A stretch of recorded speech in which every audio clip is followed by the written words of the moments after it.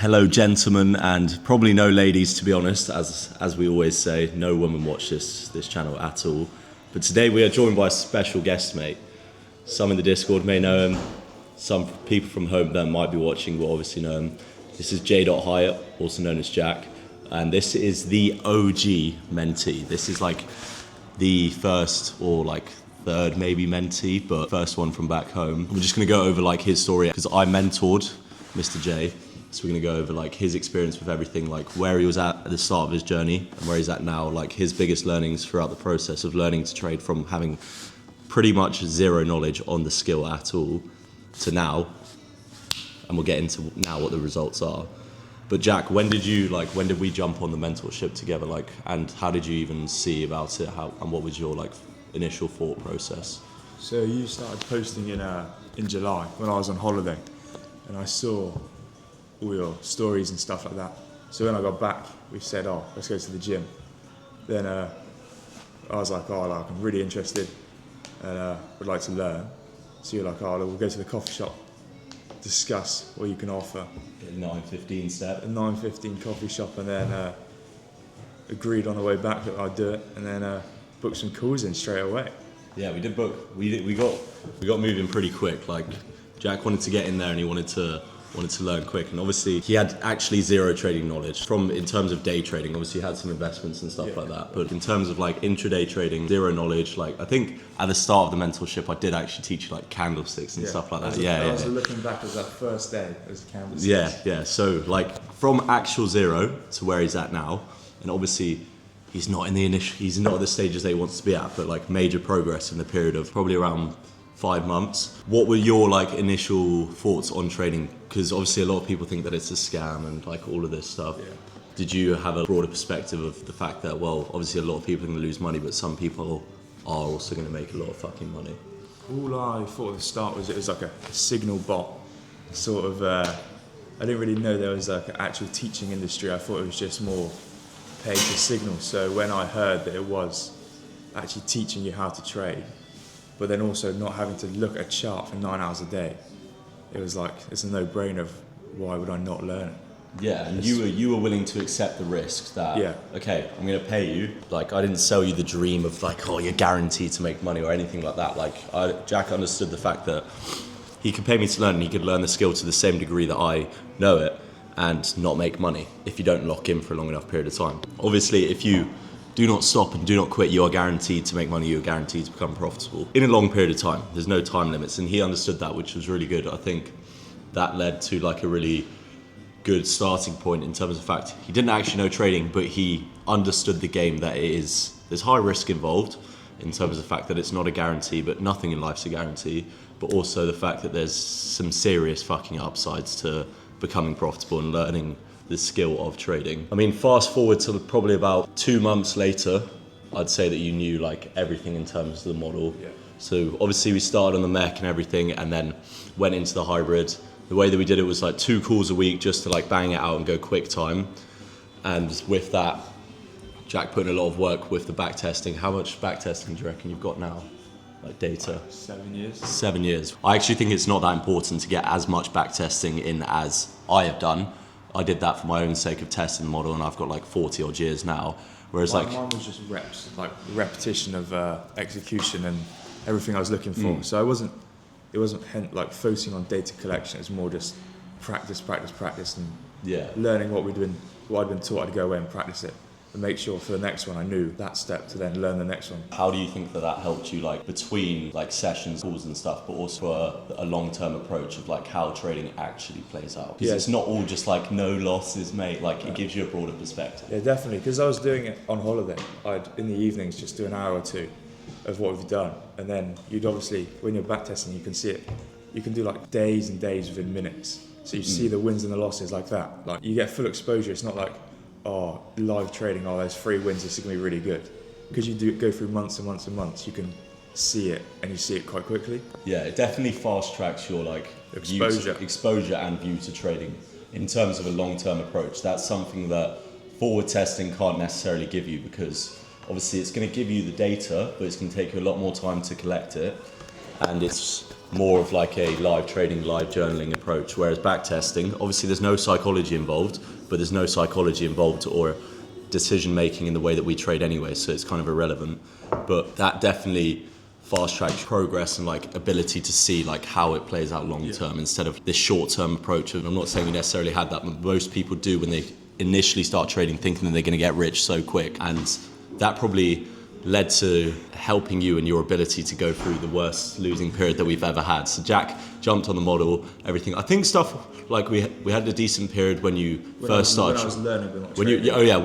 When we that was like one of the best periods. Like June, July was one of the best periods over summer, and then that was whilst he was learning. So just missing out on all the fucking wins. Jump into August, and that was like our worst period. And for someone who is new to the model, new to trading, how did you find dealing with that? Did you find like, this is actually long, like losing accounts? The first trade we ever took was in 9:15. We placed it, and then it was like almost straight away up to take profit. And I was getting so gassed, and then like got home and it hadn't quite hit yet. And then the number was going lower, and then we lost it. So from the start, I never had that expectation of always winning. And then also because the accounts are so cheap, and at the start I was doing one, and then I'd buy another one like 2 weeks later. So like, 30 quid here, 30 quid there. Like it adds up, but yeah, I didn't go straight in with a big thing, so I didn't want to mess up other stuff as well. So then actually losing them wasn't a financial hit as much as it was. Did you find like there was a bit of a psychology stuff? Because I remember you hadn't like hit a full TP in for a good while, ages. like maybe like 3 weeks into the game, like no full TP. Only like partial news pools and weekend pools. Yeah. Because I remember the first one I hit was an overnight one. We were trading overnight. I woke up to the notification and put it in. How was that feeling? It was unreal because it was the first one that was properly 3 hour. And it's your first sign of like, okay, this shit does actually work. Like you're seeing the proof of concept. Yeah, definitely. Proof of concept just for one trade as well. And you, obviously when you're backtesting, like you can hit 3 hour in 5 minutes and it doesn't even feel real. Yeah. When you're backtesting, it's just accumulating number down the side.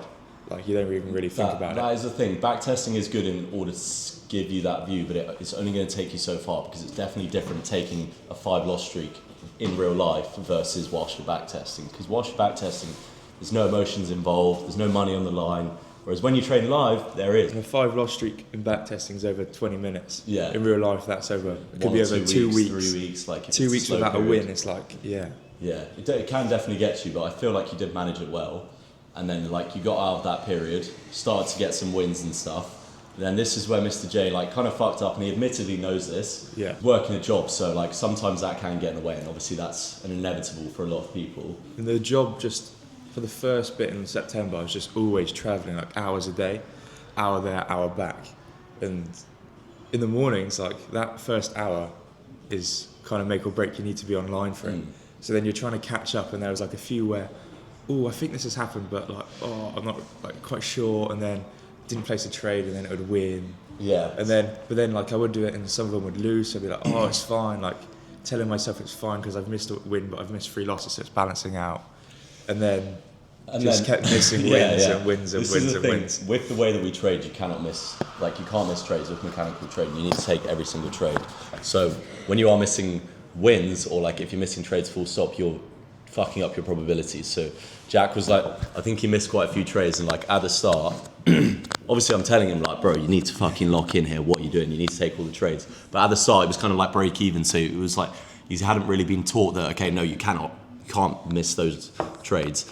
Then he started to miss all the fucking wins and take all the losses, which was peak, but I do think that it's a necessary step in your journey, and it's always better for you to lose your first few accounts than to pass them. Because when you pass your first few accounts, your expectations become fucked. You think the game's too easy, you give it no respect, whereas that's something that probably taught you that, okay, like I need to give this game respect, I need to do everything right in order to actually make money. It's not as easy long term. It may be easy, but you still got to concentrate. It's not like, I can turn up like half asleep and still make it work. Yeah. You have got to actually be locked in when you're doing it to make sure you don't miss anything. At what point you realise like, okay, because I remember there was probably like a 2-month period where you weren't as dialed in as you are now. Yeah, so September and October was definitely when I was the least dialed in. And then what point made you go like, change my life? If I actually want to do this, like I actually need to focus on it, I need to do everything definitely like end of October we started winning quite a bit, and then it's just like on my camera it was just TP, loads of them.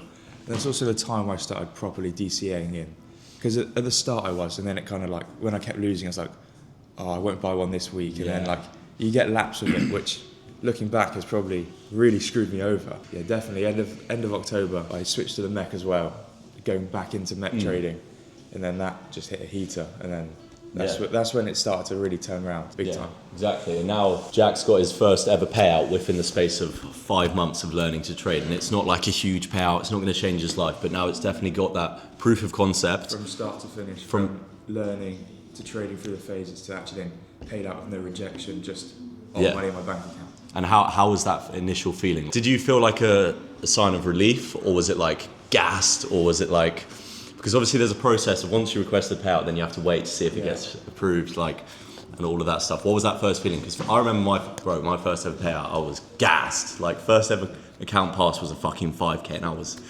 giddy, mate. I got my first funded account certificate through the day I left my job.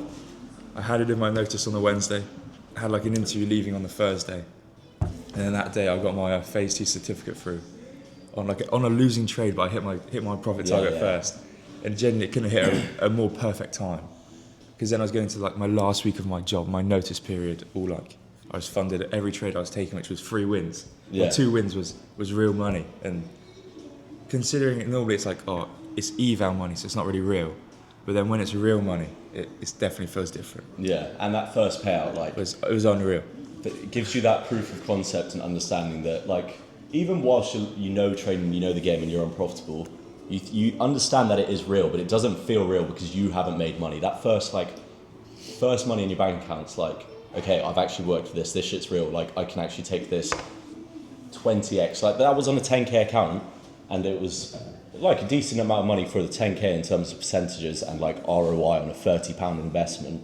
But you think like, well, what if that was 100k? Yeah, like, exactly. I'd be fucking J printing, mate, and it would be blessed.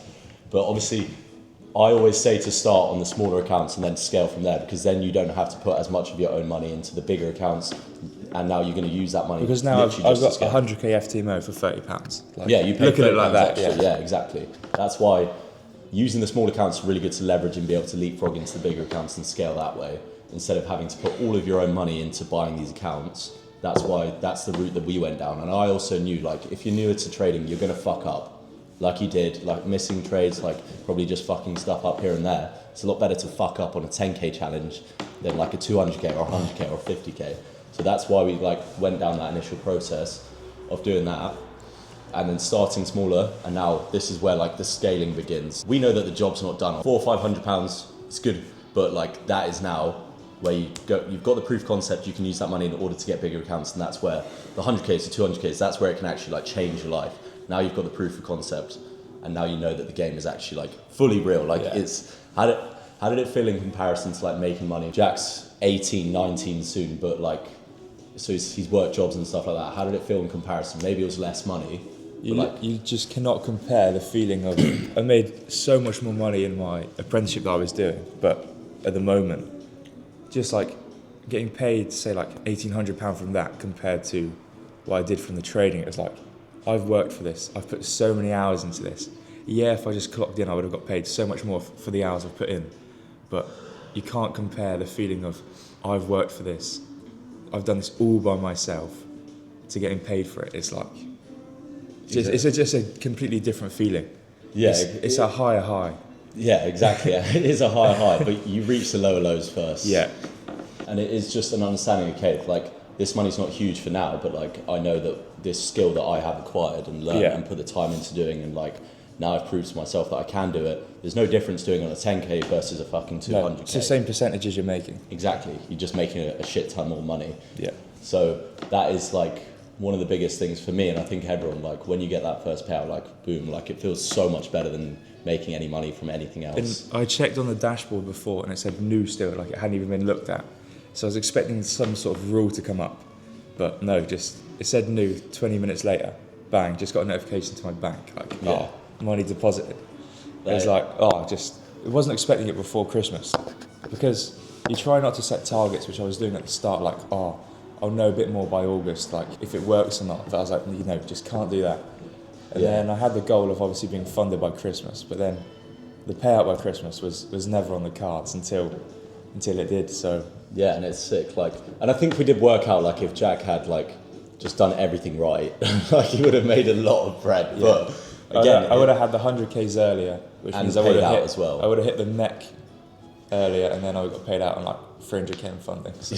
Yeah, but that is the game, and obviously I understand that now. And the next step that Jack has taken, and it's not necessarily just because of trading, and he's not got paid out loads, but he's not doing his like apprenticeship anymore because like I think you would have had to pay to leave if you had stayed on any longer. So I was like, may as well just take a fucking gap year like every other pussy, and then give trading the best chance, like instead of, and then just have a part-time job, a throwaway job that you can just get like that eval money in order to continue to DCA, in order to continue putting money into the game, and then you're not tied to your job, like it's a lot less stress. And then guess what, mate, if it fucking fails, he's going to do what all the rest of the pussies do anyway, but he's not going to fail. Like that is the risk that I don't think people like can comprehend, but it's such like a low risk.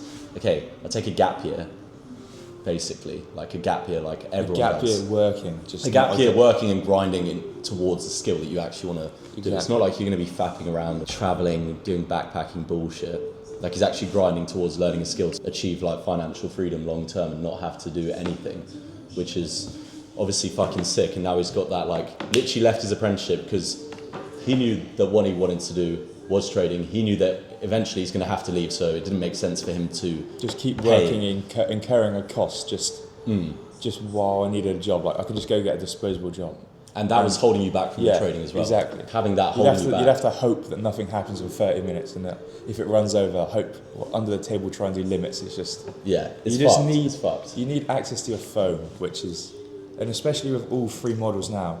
Trying to do all three on your phone at the same time. Yeah, so you've got a hybrid mech and LRV ripping, so it's like extreme diversification, like in order to have the best chance of succeeding. And if biases are the other way around, you've got to try and do both sides of bias on a little iPhone screen, trying to do like, put all the charts on for both. So, yeah, exactly. It's not ideal.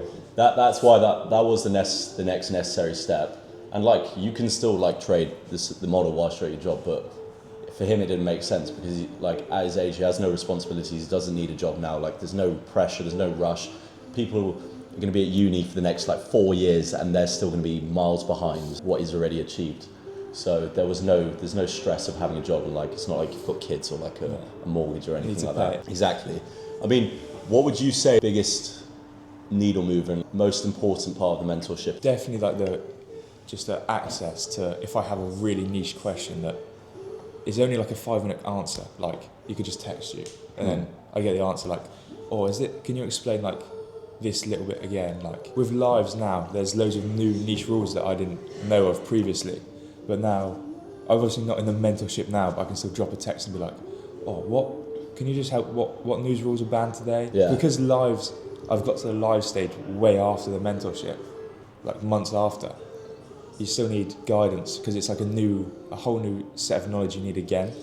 Exactly, and like I could have gone over that in the mentorship, but like I always say that my guys can just message me after whenever they need, like if they need a hand or anything like that, if they want to jump on a call and they have any questions, you can just message me. Having one-on-one access just allows you to like ask the niche questions and have the deepest understanding of the model, how like trading actually plays out long term, and any like weird random questions or like anything you forget is always going to be answered, which is probably the most important thing. That's the best bit of it, because you can explain one thing one way to 10 people and they'll all have a different question. Exactly. And then that's the bit where the one-on-one is the most valuable, because that one question might not be answered by a video or or just like a mass course. Yeah. What would you say has been your biggest learning about trading that you had like a misconception about before, whereas to now, like you've got some time in the game, you're starting to see some results? Before you first started, what were your perceptions versus like now? Definitely the whole prop firm perspective. Trying to explain that to someone who has no idea is impossible. At first I thought it was like, you pay some money and you get given some real money to go trade with. It's just not the case. It's always demo, but always demo, but it may say demo, but as I confirm, the money in my bank account is not demo. Yeah, exactly. That is real money. And you also, I feel like at the start you did have a good perspective on terms of like time and like it's not going to happen straight away. So that wasn't like a major thing. That was the only real prior knowledge I had, that realistically it's not going to be a get rich quick scheme. But apart from that, I knew nothing, so I had no expectations really. Obviously, you watch like The Wolf of Wall Street. It's not like that. But yeah, it was probably quite helped that I hadn't done it before, because I had no idea what I was doing. Clean slate, yeah, definitely. Just learning from, like, I hadn't failed, so I didn't have like an ego because, actually before I've done it this way. Like, I had no ego because I had no idea, so I just listened. And that's probably the biggest advice I give someone, just listen and learn. If it's working from someone, listen to what they have to say and don't try and change stuff straight away. Because we see people come in and try and change the model and adapt it, and it trust me, if there was a better way to do it, then we would have done it. Like, I've done enough back testing to notice patterns and pick up stuff. And obviously, there's always room for improvement, but the main thing is just stick to it for long enough, and I guarantee that it will work out. Like, I guarantee that Jack probably during the losing period and when he was missing all the wins and stuff, like, it would have been difficult for him to continue to keep going and continue to lose money and stuff. But I bet, like, you're so glad that you did continue to keep going and you never stopped, because if you don't stop, like, there is going to be a point where you're going to become profitable. Yeah. As long as you don't put a time limit on it, and you don't give yourself this period of time to become profitable, and you continue to learn, you continue to do the right things every single day, you are going to succeed. And everyone's timeline is going to be different, and everyone's going to have to face different challenges. For me, my different challenges would have been different to what Jack's were. He had absolutely zero prior knowledge about trading, so that was his main thing that he needed to learn, but his mindset was quite good from the start, whereas some people's mindset and expectations are fucked, but they have good understanding of how the trading game works. So it's different challenges for different people to face. Another thing that's good on a mentorship, and even being in the group, is being held accountable. Because when you have someone telling you that this is a probability game, which I understood, but you miss one trade and then all your probabilities go skewed, and you need to, from the data, you need to take every trade, because otherwise you are just screwing yourself over. Exactly. And, people in Cole would always hold me accountable. Like, at the start, like, if there was a trade, he'd text me, "Did you take that?" And if I said no, I didn't want to open the response. I didn't want to open that purple snap. Yeah, for me, because like, I would rather be a prick to my mentees and like to Jack, and like tell him what's what and call him out on his bullshit in order to like actually see him get the best results. Because he knows, like, if you miss a trade, he gets bollocking from me. And it's obviously not personal. But it does help. Yeah, exactly. And it is just because I want to see the best for you. Like, he knows that, okay, like, I'm not going to fuck up and do this again. And it took quite a few of the bollockings for it to kick in. But everyone's different. What would you say now, like, the next step coming into the new year? Like, what is the main focus? Just scaling. I've already got the 100Ks bought, and then just continue to buy. Obviously not all 100Ks. I still buy some 10Ks, because if still 30 quid to whatever it is, it's ridiculous ROI. And even if it's just used to buy another big account, but definitely just keep buying the big accounts, and then try and find a disposable job. Yeah, which you've got. One in the process, but as soon as you're getting that, just bang out some evening hours. And even if I'm earning like 1.5 a month from there, you spend like 1K of it on evals. Yeah, exactly. Rinse them. You've got to be all in to a certain degree. Like, for me, when I was working at Morrison's, I think I've said this before, but like, apart from my car payment, like, I would go to zero every single month. Like, I'd spend all of my money every single month on trading until like it started to work out, because I knew, like, bro, this is bullshit money. I'm never going to make any real money. Saving this money is going to get me nowhere. So I may as well put it all into something that has the potential of making me a lot of money. And that's why I was buying bigger accounts. I've never really bought smaller accounts, apart from like, got 5K past it and then I was straight to 100Ks. Like, I was like, yeah, man's going to become rich now, you know. But yeah, no, that's pretty much everything we wanted to say, boys. Just wanted to give you like a IRL like testimonial. You boys can meet J.Hyatt in the VIP. So a lot of you boys will know him. This is the OG mentee, mate. But that was just his story and like his thoughts on trading, how far he's come and what is next. He's going to be out in Thailand soon, mate. Peace, gents. Yeah.